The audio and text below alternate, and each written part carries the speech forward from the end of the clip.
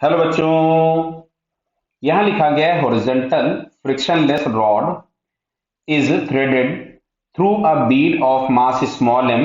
The length of cart is L and radius of bead is small r and it is very small as compared to the length. मतलब हम इस bead को एक point mass consider करेंगे.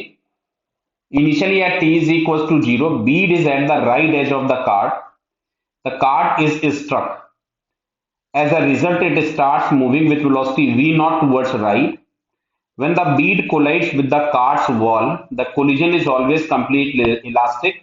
What is the velocity of the bead after first collision? Clear है? तो देखो यहाँ पे होगा कि जो बीड है वो तो अपनी पोजीशन पे ही रहेगी क्योंकि इस पे कोई भी एक्सटर्नल फोर्स एक्ट नहीं हो रहा है। बट ये जो कार्ट है वो यहां से स्लाइड करते करते जब किसी इस पोजीशन पे पहुंचेगी तो बीड अभी भी अपनी पुरानी पोजीशन पे ही है।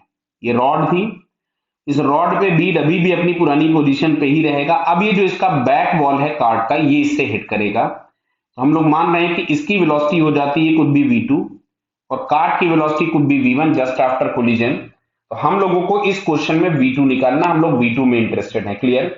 तो सबसे पहले अगर हम यहां से कंजर्वेशन ऑफ मोमेंटम लगाते हैं तो इनिशियल मोमेंटम है mv not is equals to capital M into v1 plus small m into v2। ये हम लोगों के पास आ गया first equation.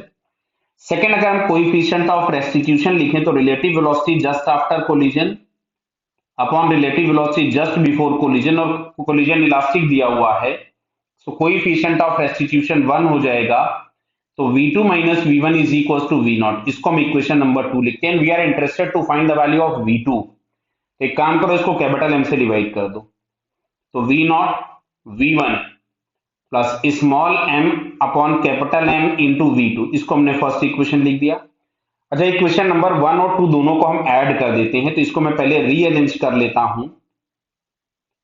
Into v2 is equals to v not, और जो सेकेंड इक्वेशन हम लोगों के पास है that is v2 minus v1 is equals to v not. इसको अगर हम ऐड करेंगे तो v1 तो गायब हो गया, इसमें से हमने v2 कॉमन निकाला, तो ये हमारे पास आ रहा है 1 plus small m upon capital M बराबर 2v नॉट। क्लियर?